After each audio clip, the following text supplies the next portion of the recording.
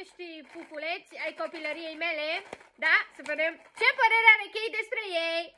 3, 2, am uitat să spun. Sunt cea mai cringe mamă de pe TikTok. 3, 2, 1. Ia cum miros. Hai.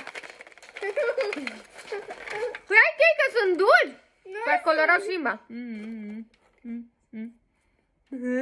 Hai. Îți colorează limba. Sunt dulci. Îți plac?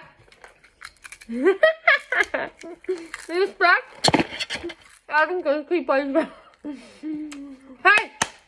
Mai departe. Am luat cât un suc. De care vrei? Cola sau orange? Cola. 3! Miroase aracet. Miroase aracet, nu cred. Hai, 3, 2, 1 și... Oribil! Oribil!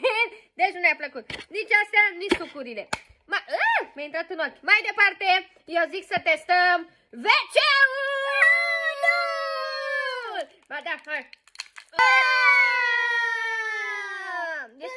Este ceva acru.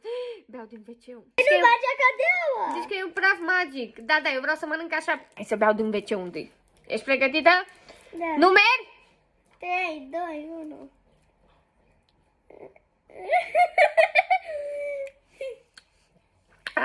Ce acră e! E foarte acră! 3, 2, 1!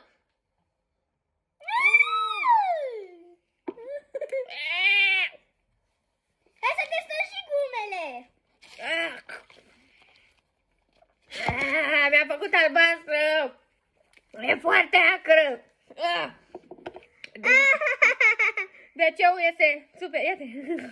Mi-a făcut toată albastră!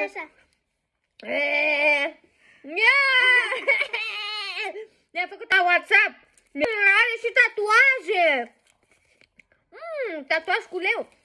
I-am rămas albastră verde! Ia, eu beau pe toată în gură! Da și mie! Da și mie!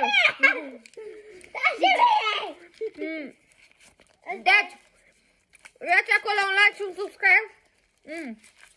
Și ne vedem în episodul următor, da? Nu uitați, WC-ul ăsta te colorează.